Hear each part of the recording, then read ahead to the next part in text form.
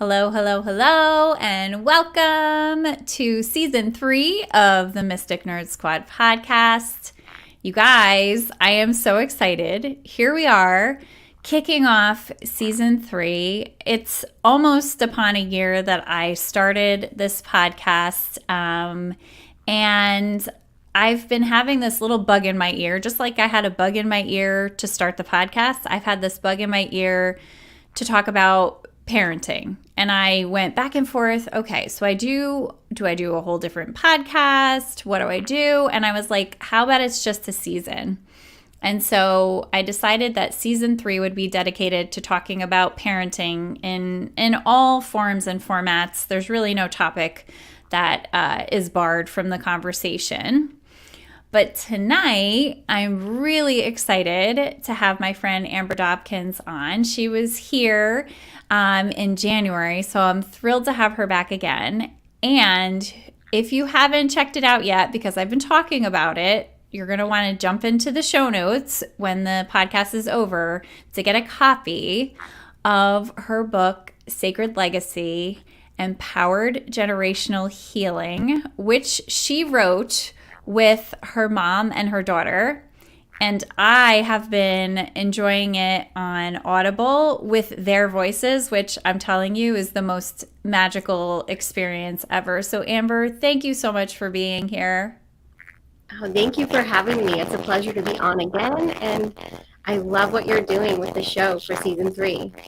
Thank you. Oh my gosh. I think we have a little bit of a buzzing going on in the background. I'm not sure if it's me or you, but we were just joking about Mercury retrograde being over and my technical issues being over. So we'll try. If not, we'll work through it. But so this book that you mentioned to me when you came on, you were talking about it. How did this idea come to you that you would write a book not only about Sacred Legacy, but embark on writing it with 3 authors, which happen to be all 3 of you related to one another? Yeah, it was an adventure for sure. Bringing 3 women together with an age gap and one idea to write a book. But the idea came about a year ago, and it just kind of downloaded right in. I can't even explain what sparked it. It was just a moment of inspiration, and I just acted on it right away. So I just heard or felt, it's time to write a book, and a book for women specifically that will help with building family relationships and that sort of a thing. And I immediately called my daughter and said, hey, you want to become an author and write a book with me? And she said yes. She didn't even think of, she thought about it, but she didn't hesitate. And we both at the same time said, we got to call Zanny, which is what we call my mom. So, and called her, and she said yes right away too, and we just jumped in.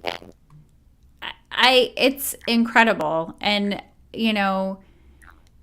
I feel like from the get-go, from the beginning, from the storytelling moment about how your family operates, how you work together, I was just so invested in understanding the story of the 3 of you and how much you've dove into different things together, but you've also grown so much together. How does that happen, like in the best case scenario? Oh boy, yeah, it was, there's so many moments of frustration and struggles and challenges that we had, but somehow we decided to accept each other and support each other through them, and that's what really grew us. I don't know that it was a conscious choice in the beginning, but then after watching several other families and how they interact, we started to notice that we were doing things a little bit differently, and that there was more support and more acceptance, and we felt comfortable in our own skin to make choices that were best for each of us, and really knowing that we could share that with each other, and we wouldn't be judged or shunned or anything like that. So it just kind of evolved and bloomed. And we decided, we need to share this. Yeah, I think it's like one of those things where like we don't often go from the outside looking in for our own family microcosm.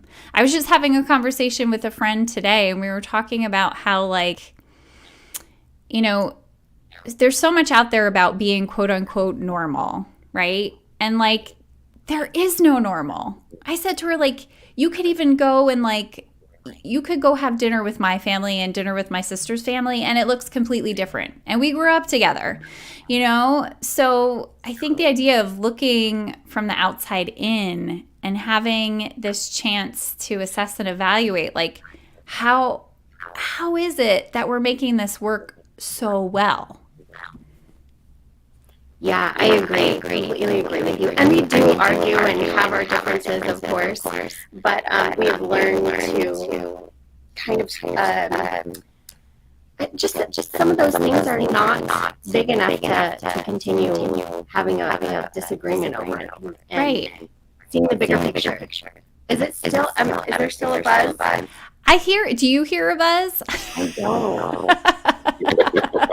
I'm just going to check and see if anybody listening hears the sound, and maybe it's just my silly computer feeding back sound to me. I do have a microphone plugged in, so I can try to unplug it if you think that will help.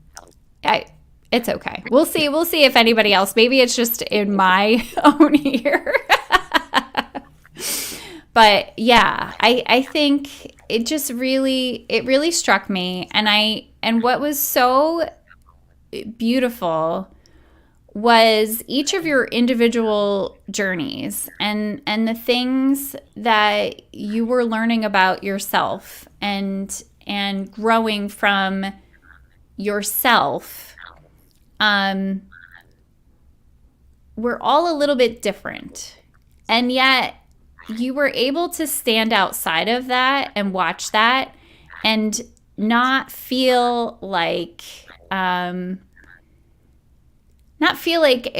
was anything wrong with being in that place of assessing, okay, this is something I'm dealing with, and it's okay. It's okay. And giving each other permission. Yeah, that really touched me so much, because there were so many moments where you were sharing stories, and I'm not going to give away the stories because you should absolutely read the book. There are so many moments when one of you could have been like, "What is going on? Why are you doing this?" And it would have been like a normal sort of response, but instead there was just this tremendous amount of compassion for one another's journeys and this deliberate intent to understand each other.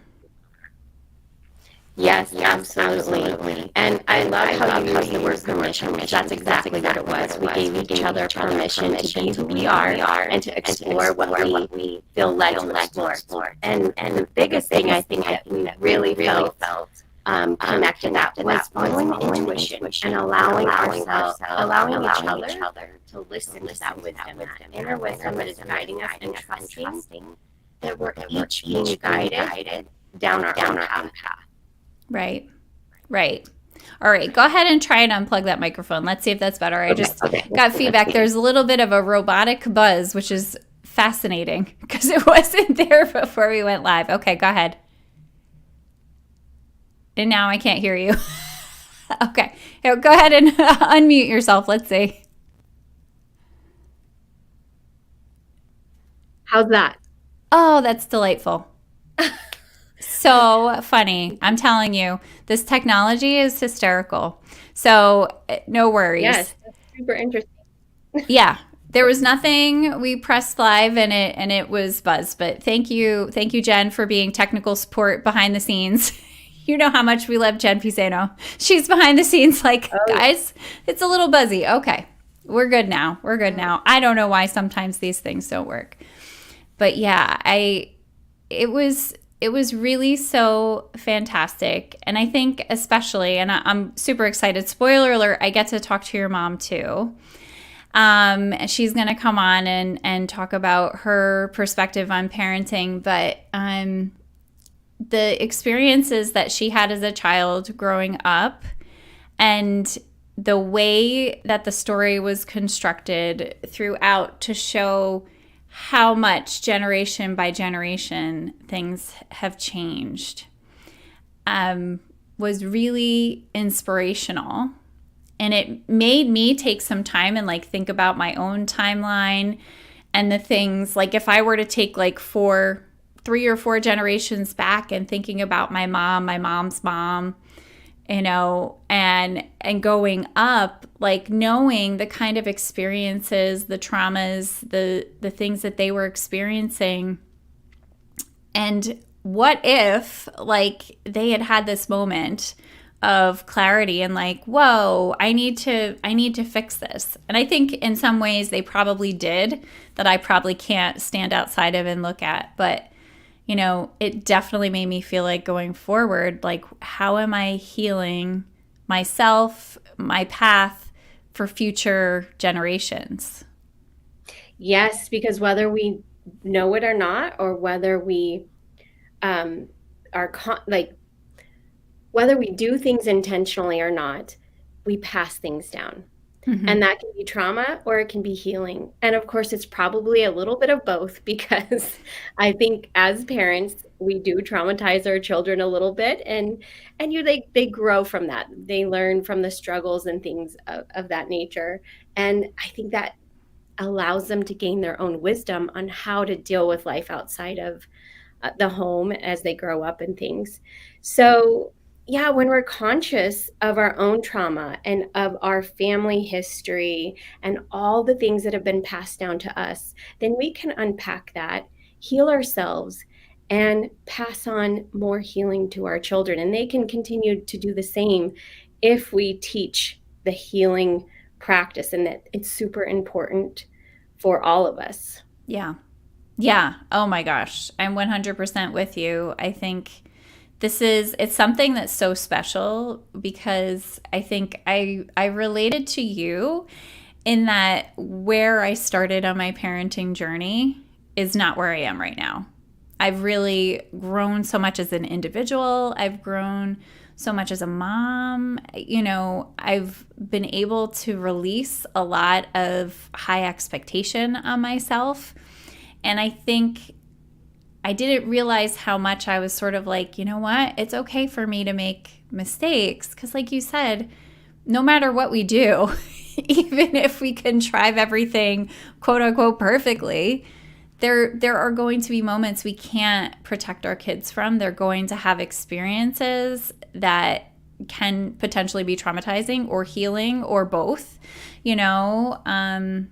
That felt good to me as a parent. And it's one of the reasons I felt like this was such a good conversation to have, because I know we're not the only parents out there who are trying to do it better every day. Mm, yes. And there's that mom guilt that sneaks in and can really take over and just wreak havoc on who we are just as a human in general, who we are as a mom. And dealing with that alone can be very difficult for women. So forgiveness, compassion for yourself, being gentle on yourself, realizing that you've probably done better than your parents. I mean, that's not always the case, but looking back, there was so many things that were happening in the 50s and 60s that we don't have to deal with today. So right. In general, society has changed. And so we have a better opportunity to parent our children in such an amazing way. I mean, they have so many options and choices today that they didn't have back then. So it's really a beautiful unfolding if we let that happen and not let the guilt take over and really just say, hey, I'm doing the best I can and I'm getting better every day. And it's baby steps, little things at a time. Yeah. And so I love that. And I feel like I've learned to live that.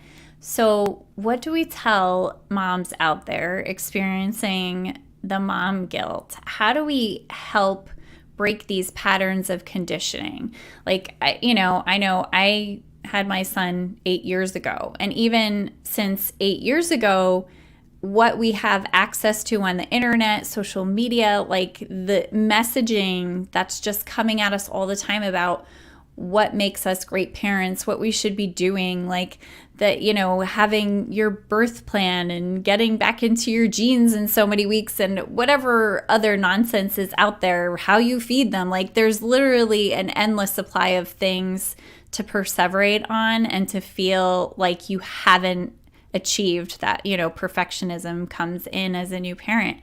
So how do we help moms break that guilt, break that conditioning that is just so prevalent everywhere? That's a really great question. And I'm sure that there's so many different things that we could do. For myself personally, because my kids are older. I have a 22-year-old daughter and a 19-year-old son. So I've been through the many stages of childhood, and they're all so different, and there's different guilt, I feel like, that comes with each stage, especially the teenage years. At least that was how it was for me, and the stress that comes with, your children they have more responsibilities. They're driving vehicles, they're getting jobs, they're out in the world more.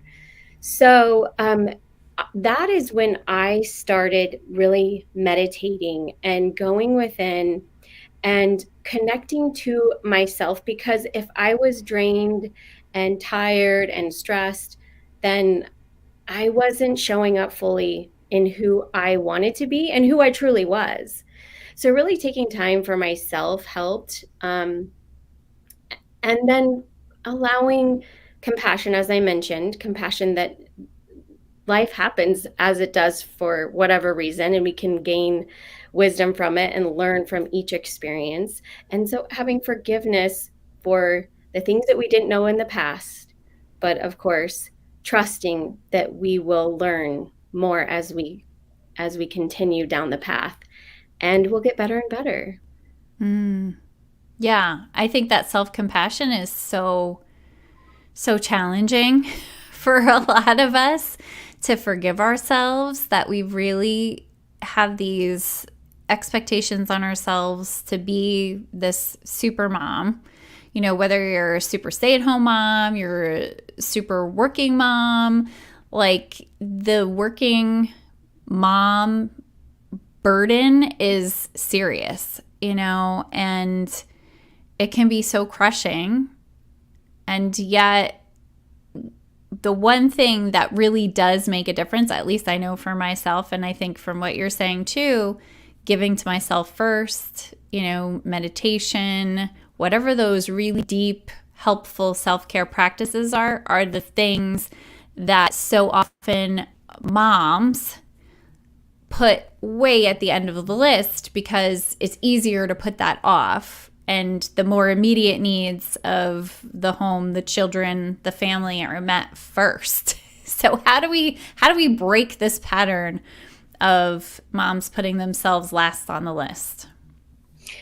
Yes, because I know at least years ago when I was first starting the self-care practice, I felt like it was selfish. I was like, I can't take time for myself. Like you said, I have all these other things to do, and the laundry isn't doing itself, and the dinner's not getting made unless I'm over there doing it. And I'm not saying to ignore all of those things and go be selfish, but there are a lot of things that we can do, little tiny things that we can add into our day that does fill us up, or taking a day out of a month. I mean, it can be, instead of little pieces of moments here and there, it can be a bigger chunk of time where you do go get a massage and you do get some alone time and really fill yourself up on a bigger scale.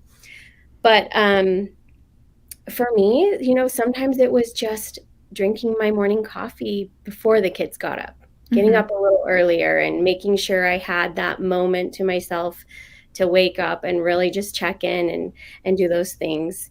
A lot of times it was a bath, and like, hey, everybody, I need, 15 minutes or whatever. So don't knock on the door unless somebody is really hurt.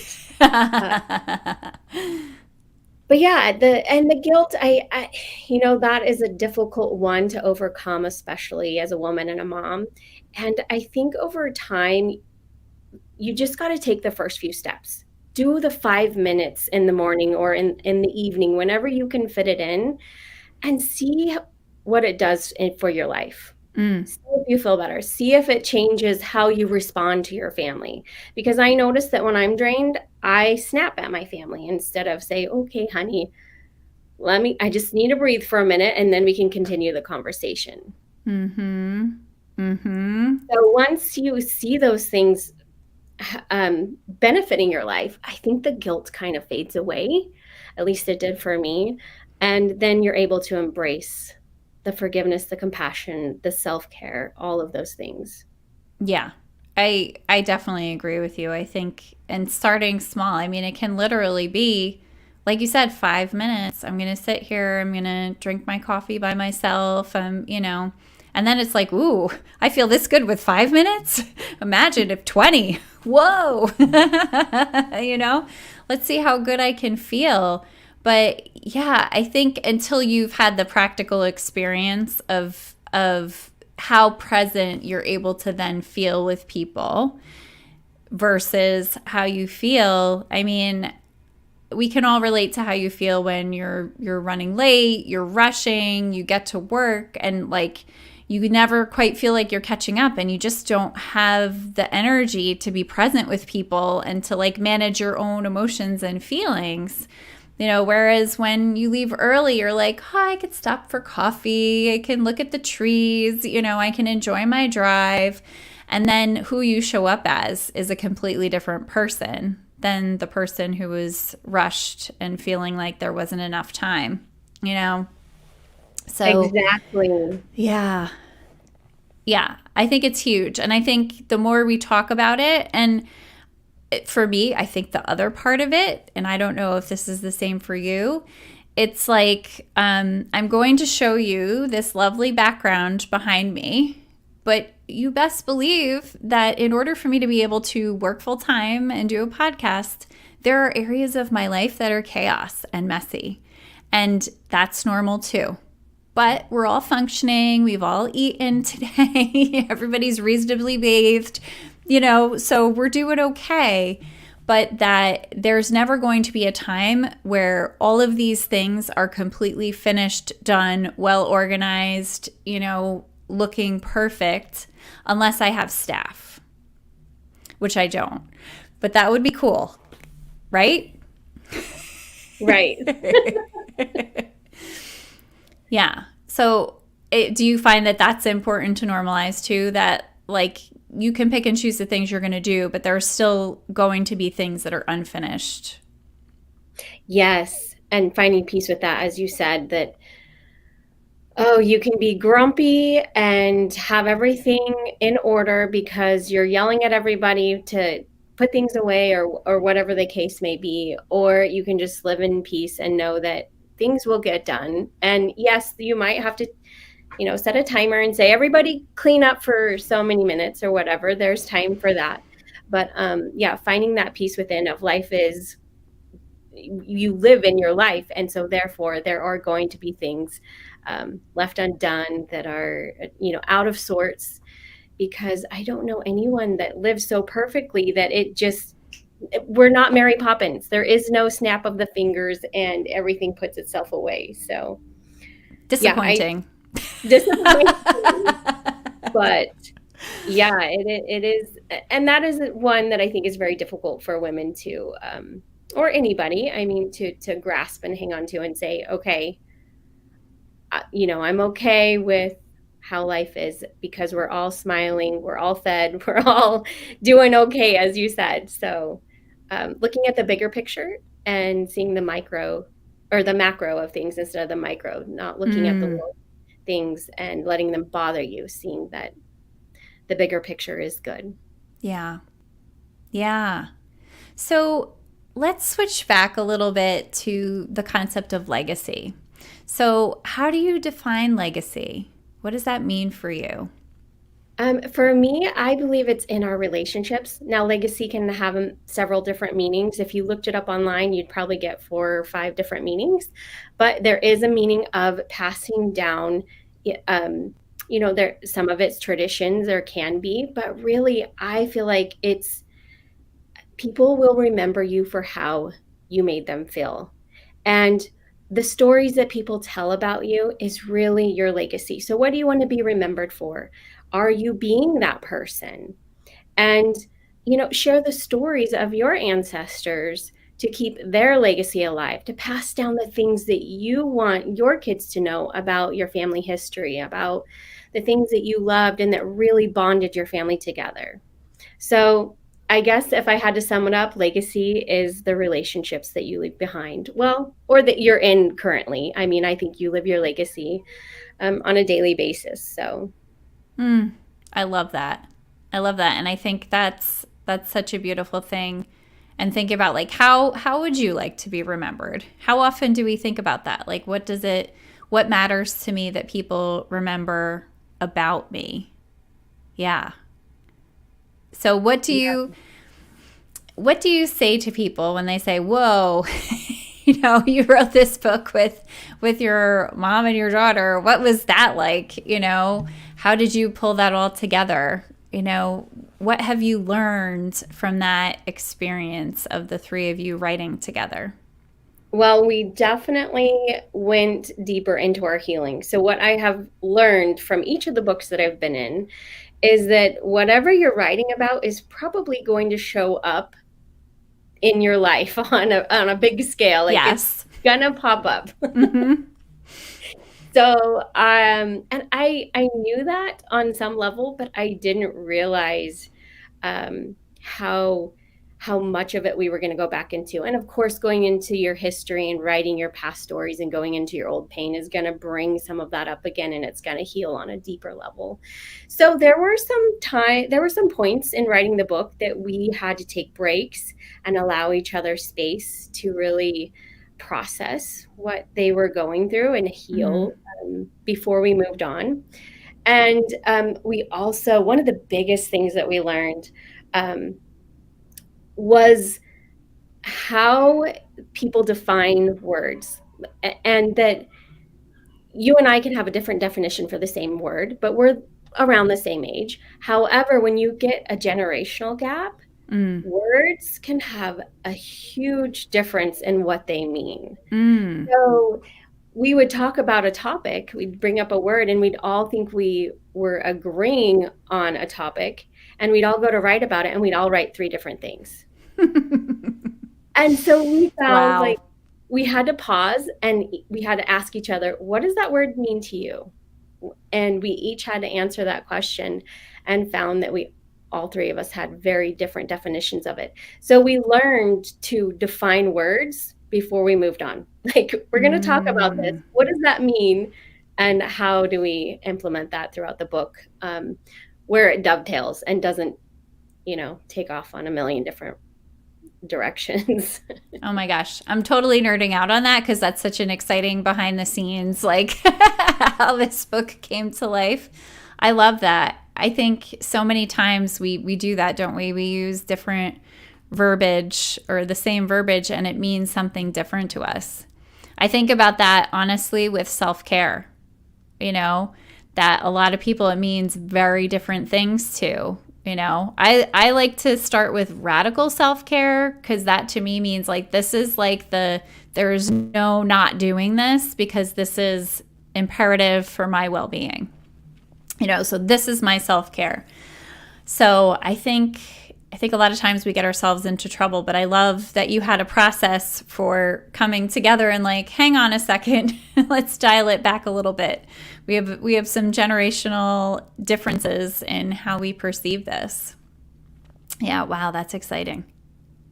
Yeah, it was. It was very eye-opening, and it really bonded us together better. Like we learned about each other, and kind of our perceptions. We got to Mm-hmm. see each other's perceptions in life and understand each other better. So we healed on a deeper level and bonded together even more, and it was really a powerful thing. But there were a lot of struggles in the middle of it, but of course we worked through them, and it turned out to be something that we're proud of. The layout of the book was another difficult thing. That was we all had our own ideas on who should write the first chapter and who should write the last chapter and those sort of things. But we just kept playing with it and trusting that when the time was right and when the layout was right, we would know. And we allowed each other to play with it. So it was a very bonding time for all of us. Well, it's really beautifully laid out. I think the way that you each took turns sharing chapters and sharing your stories and your journeys, and the times where the chapters overlapped a little bit in your stories. It was just really, really cool. I really liked it. So I want to talk about, interestingly, you each have your names, of course, but you have your names in the book as well. And your website, where you have all of your media and information, there's beautiful pictures of you, there's the three of you, and what you go by. So your mom goes by Zanny, which I assume that's been for a long time for her. And you go by Ulu. Do you want to share the story of how your name became Ulu? Yes, I would love to share that story. It has a lot of meaning to me, so of course I will. So when I became a grandma, I kind of just had an identity crisis of, what am I going to pass down? What am I going to call myself? I knew I didn't want to be called grandma. I don't know why I don't have a problem with that, but there was just something that I just wasn't ready for that. So I was looking for names of what to call myself. And my daughter and I went on a trip to Guatemala. And while we were in Guatemala, we had just some amazing heart-opening experiences, just connecting to the land and Gaia and the culture there. And they really honor Mother Earth. And just cacao is something that they serve at restaurants in some areas, not all parts of Guatemala. But just seeing how connected they were. And we ended up in a little bar, and the bar was called Ulu, or Uleu, if you say it with a proper accent. And I asked the bartender, what does Ulu mean? And they shared that it was a beautiful name that represents Mother Earth, but also a mother's intuition. And he just went on and on about these emotional descriptions of what Ulu was. And so when I became a grandmother, I said, I think I want to be called Ulu, because I didn't feel ready. I didn't feel like I had enough recipes to pass down or enough stories of wisdom to pass down. But I knew by taking on the name that I was accepting that that was already within me. I already had the wisdom. I already have the recipes somewhere, and I'll figure it out. So Ulu to me was taking on the wisdom, the ancient wisdom that I already hold, and saying it's here, and I accept it. Oh my gosh, I love it. I love it. And I loved on the website seeing the pictures, the videos. It's beautiful. So that will also be linked up in the show notes if people want to go check it out. It's such a beautifully built space to connect with the three of you. I'm like a nerd for that because I love to hear the behind the scenes experiences, and Audible is really pretty much how I read most books, because I can listen when I'm in the car. And there's something really special about listening to a book and the person that is speaking the words is the person who wrote it. And so it was so cool to have each of your voices for your parts of the story, because when you're reading your own words, it comes across very differently than if somebody else is reading it. So that was such a treat. I'm so glad that you did that because for me, it's like my favorite thing. My favorite way to read a book is to listen on Audible and have the actual author reading it. I agree. I'm the same way. I read books by listening to them with Audible. So, and it was such a fun experience because there was a lot of stress getting the book out and like, are all the words where they need to be and the commas and the periods, all those things. But reading the book on Audible, we got to experience the book as the reader. So there was no more edits. It was just listen to our story. And so it was a beautiful time for us to just experience it. Oh my gosh, that's really, really cool. And so you mentioned you're a grandma or an Ulu. And so how is your granddaughter? She's good. She's 1 now, so she's walking Oh my and, well, gosh. almost running. She's just moving around so fast. But she's a little cutie and brings so much joy to our world. So even though I didn't feel ready, I didn't think I was ready to be a grandma, I'm enjoying every second of it. I feel like it's the same like as a mom. Like you're prepared, you do as much as you can to prepare as a mom, but then you're like, "Wait, what? Me? I have to take this little being home and keep it alive and nobody's coming with me for this?" Yes, and I feel like at least as a grandma, there's so much that you forget. Well, I mean, we don't have a lot of little ones around. I've got my older kids and they don't have a lot of little cousins or anything. So, yeah, I had forgotten what it was like to have a baby around. So, it's a lot of fun.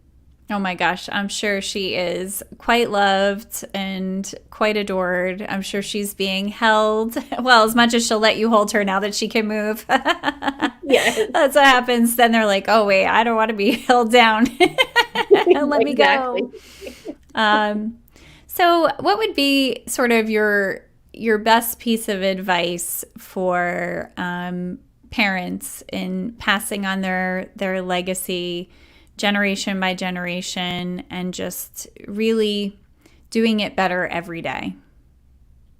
Yeah, I think the first step and the biggest key is allowing yourself to have the awareness of what is going well and what isn't going so well in life. And that can be a difficult thing to look at. I mean, you really got to pause and say, where am I contributing maybe negative patterns or limiting beliefs down to my kids? And when you can pause and really see where you're holding yourself back and where you want to be, and that gap in the middle, I think that's the biggest step forward that you can take, because without the awareness, you have no idea what you're doing. You're just doing it unconsciously and continuing the pattern. Yeah. So however you can do that, just really pausing and seeing. And then in the book, we have some steps. We have 5 steps that we go through. Awareness is one of them. But there's several other things that helps us move forward on the path to breaking those negative patterns and creating healthier bonds through boundaries and perspective, and even through our own authenticity, really learning who we are and finding the courage to be in our full authentic power gives our kids we allow them to do the same. We show them how to do it. We're the example. So those are a lot of the things that we talk about in the book on how to move forward in leaving the legacy that you really want and desire.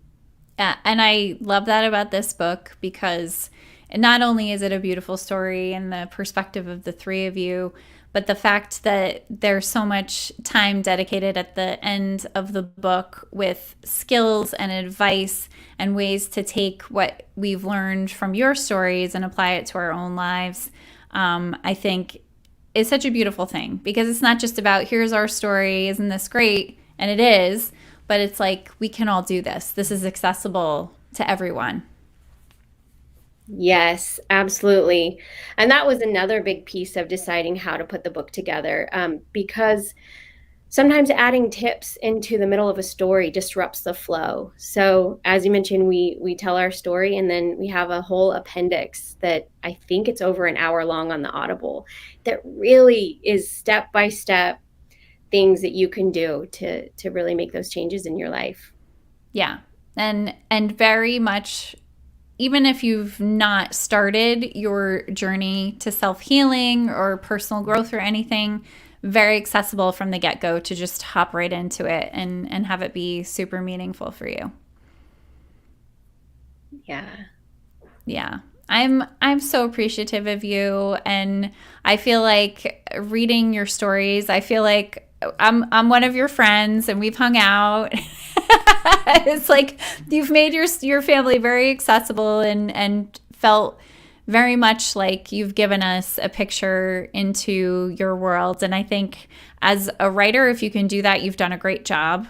So I really applaud the three of you. I applaud you for your vulnerability and your willingness to share your story with the world, because I think it really will make a difference for families, even if only to give the perspective, like you said, of building awareness and just knowing that you have a choice in every moment for how you leave a legacy with the people in your life. So thank you so much for that. I just want to give you a few minutes. Tell us a little bit about how can we connect with you more, what else is happening with the book, and how can people work with you and get more of this flavor of what you do? Yes. Well, so many fun things are happening. Of course, everything takes time, and we are trying to do one thing at a time, take one step at a time. As entrepreneurs, I'm sure, and you know that. Well, you work 9 to 5 too, but you're writing and doing all these things, so things can pile up quickly. But Sacred Legacy and Power Generational Healing is, like you said, available on Audible. It's available on Amazon and pretty much anywhere that you can buy books online. There is a Kindle version also. So that is very accessible. And then if you read the book, there is a page that you can go visit, this Sacred Legacy page. I believe it's at mysticmeadowshealing.com. And that shows a little bit more behind the scenes of the book.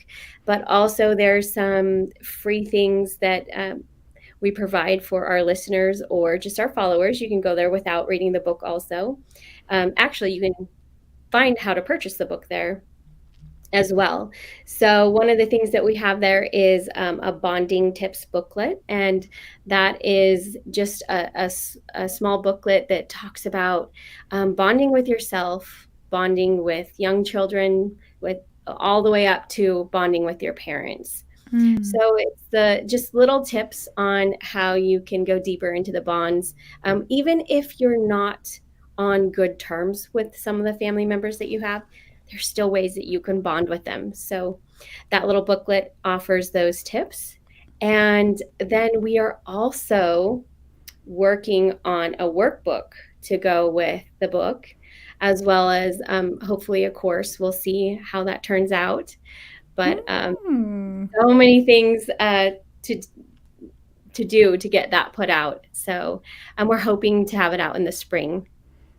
Wow. So That is a lot, and it's so exciting. You saw me lean in. I heard workbook, I heard course. I'm like, all the things. It sounds amazing. And I'm so grateful for you being in my world, and I'm really cheering all of you on. I'm so excited for you and how big this book can go. And thank you for kicking off season 3 with me and talking about legacy. I feel like we're talking about like beginning with the end in mind. So if we want legacy, this is what we want. Here's what we're going to do. And I look forward to talking to your mom when she comes on and get some of her perspective too. And I thank you, and I wish you guys all the best. Oh, thank you so much. It's always lovely to spend some time with you. And I just love what you're doing with the show. So glad Thank to be here. you. Thank you so much. Well, we appreciate all of you who are tuning in. If you are a parent, Let us know in the comments. Be sure to like and share this episode. Give us a 5-star rating. The more that you do that, the more we can share this with other people who really need to hear this information now. And I'm sure that Amber has given you lots of food for thought for building your own legacy. And like I said, in the show notes, we'll have all the ways you can connect with her, and how you can get that book in your hands or in your ears if you're an Audible person like us. All right, everyone. I hope that you are well. I thank you for being here with us tonight, and stay curious. You never know where your curiosity is going to lead you. Take care, everyone. Bye.